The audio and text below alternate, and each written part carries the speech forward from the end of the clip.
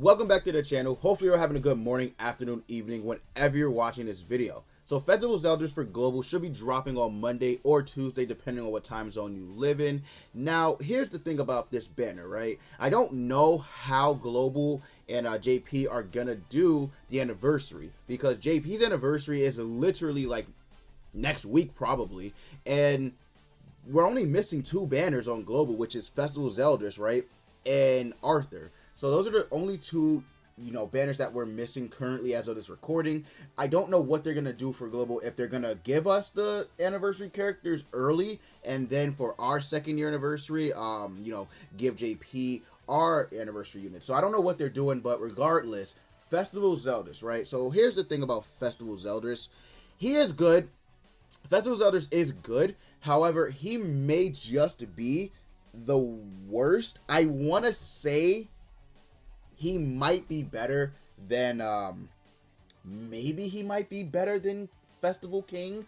I think he is. However, Festival King does have his own team, which can be ran, which is good. However, ZELDRIS can be put on pretty much any team, really. But Assault Melee really kind of isn't even his best team. It is a good team to run with Chandler, ZELDRIS, and Melee. However, it isn't like the top tier, most broken team, right? It's just a fun team to use. Now, he isn't anything like, oh my god, broken, he's gonna one-tap your characters, right? No, he is he's a support. He's a festival support character, which I think is actually really unique about him. So keep that in mind when summoning on this banner. Chandler's just very good. Chandler's absolutely insane.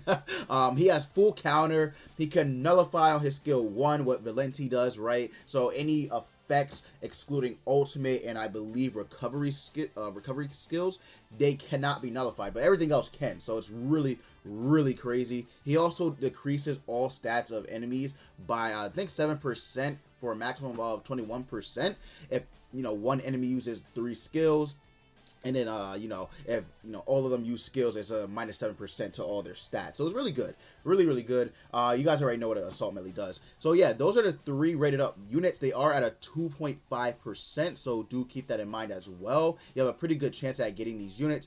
However, there's a lot of unfeatured units. I think this might actually be the biggest pool of unfeatured characters on a festival banner, if not even a banner, right? So yeah, it's a really big roster of unfeatured characters at a 0.16%, so do keep that in mind, right? So we got Nanashi, Liz, and Arthur. So I'll start off with these 3. Now, when summoned on this banner, Nanashi and Liz have only been on, I believe, the 6-unit banner that we got a few months back, right? So they were only on that banner where they came, fully awakened level 80, so they were only on that banner. So keep that in mind. On this one, they're just gonna come level 1. However, if you summon them, this is a good chance to get dupes, since they will be on this banner and it is a festival banner, you know what I mean? So this is a good chance to get dupes for these characters. Nanashi, he's okay. He's not anything crazy. He's okay, right? Liz, she's trash. She is good on AMINO green for deathmatch when you just want to rank up skills, but otherwise she's not even that great. I guess you could use her in Belmos for like normal, maybe even hard, but extreme and hell, she's not a good option at all. And then Arthur, right? This is green Arthur. Now you guys already know, in my opinion, green Arthur is probably #1 free-to-play character for me, because of the fact that he may not be able to be used in PvP, but in PvE he can pretty much be used everywhere besides deathmatch, right? So he is really good for buffing up your character's damage, reducing damage. He's really good for that. So I think he is pretty damn good. So King Arthur, right? He's really good. And sorry if you hear any background noise, the dogs are barking, whatever, neighbor's dogs, right? So we go to Ludocio. Now Ludocio, unfortunately, with the Super Awakening 5 update, he has just like fallen off a little bit. The chances of you running into an HP defense Assault Melee, for example, is low, but it could happen. And Assault Melee does have higher CC than Ludocio naturally. However, most people run assault melee with attack and crit, so you won't even, you know, be out CC'd with Ludo running an HP and defense set. So you should be okay, right, in that regard. However, if you do fight, you know, Goddess Elizabeth, Gother, you know, the one Mark II Valenti, Ludocio's pretty much screwed in every aspect because they just have higher CC when ran with the HP and defense set. And even Valenti with an HP and like crit resistance or, you know, something set, she's pretty still high in CC. So my boy Ludo still, you know, good for PvP, but he's not like absolute powerhouse like he once was. So it is what it is, right? Now, all of these commandments, they are summonable commandments. They are not the coin shop version of the, you know, the 10 commandments. So keep that in mind, right? So you have ZELDRIS, Fraudrin, Dedeyede, Estarossa, Gloxinia, Droll, Gallon, and Lascalam on speed, right? So you have all of them. Now, most, if not many, people have these units 6 out of 6 or high duped. And if you do have them 6 out of 6, you might be thinking that, oh, well, this is not going to be good for me because I already have them 6 out of 6. However, it might be good because of the fact that you can use these, you know, dupes for platinum coins. With Super Awakening 5, it does cost more to actually Super Awaken your characters. So keep that in mind when summoning on this banner if you decide to. If you get platinum coin dupes, that is good because not only can you purchase dupes for your coin shop heroes, you know, if you need like one more dupe for, I don't know, green Monspeed, you can use that, you know, you can use these coins to buy that dupe. Now, it is good, again, like I said, to, you know, dupe out your characters because you will need a lot of platinum coins, right? And it's good to stock up on them anyway. So even if you have all those 6 out of 6, it still is good to just stock up on coins, right? Although the value does decrease, I'm not going to lie, it's still pretty good. Now, we run into the coin shop sins. I don't know why they did this. I personally think they did this because, one, Assault Melee was the last Holy War festival unit, and he had all the coin shop commandments, right? Or most of the coin shop commandments, and I believe he had, I can't remember exactly off the top of my head, right? But I do think he had a few of the sins on there, right? Let me just make sure because I do believe he did, but it was pretty stacked, I'm not gonna lie.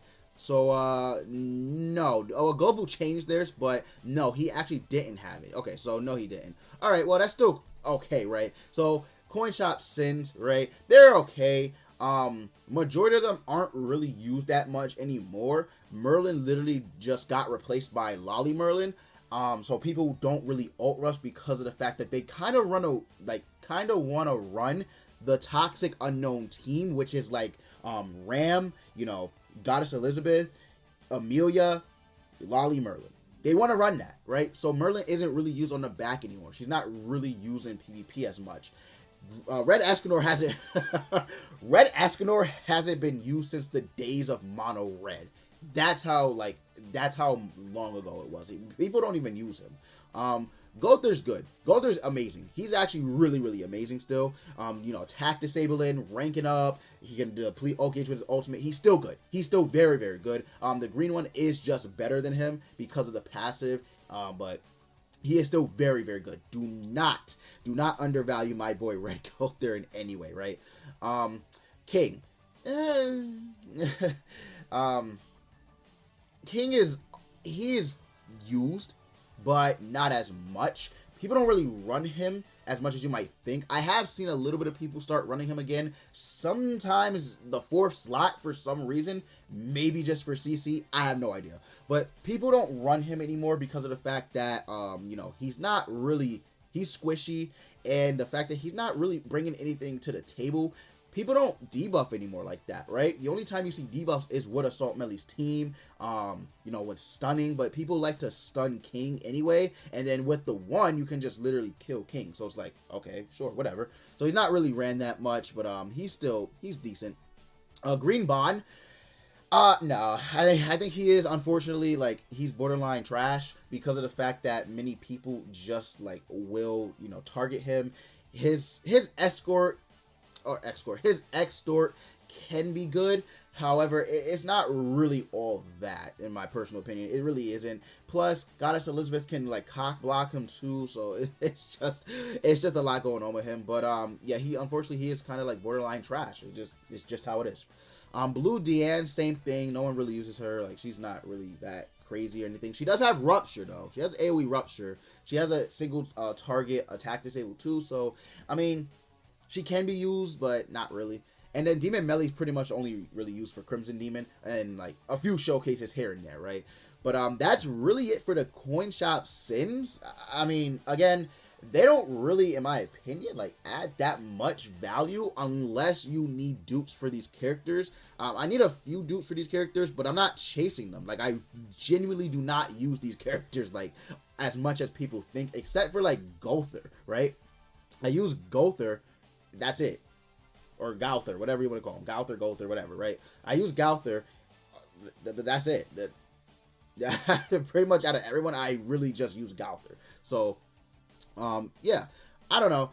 This banner is good, right? But it's not like mind-blowing, like out of this world, and, you know, just you need to summon on the banner. If you're free to play, honestly, I would say maybe just skip, right? If you're free to play, maybe just skip this banner. I don't often say skip festival banners, but when looking at this banner, if you're from a free to play perspective, it's kind of just like there isn't really much, right? Especially if you've been playing the game and you have most of these characters. Summoning on this banner, it's just like it's not really all that. So if you're free to play, I would say skip. Maybe if you wanted to do a rotation, but that's it. But honestly, I would just save up. We don't know what's gonna happen with the 2nd year anniversary for JP, if they're gonna bring those units to global, you know, just because just scheduling, or maybe they'll just skip over them, give us brand new units. I don't know. I have no idea. But regardless, I would say again, this is a good banner. Again, nothing too crazy.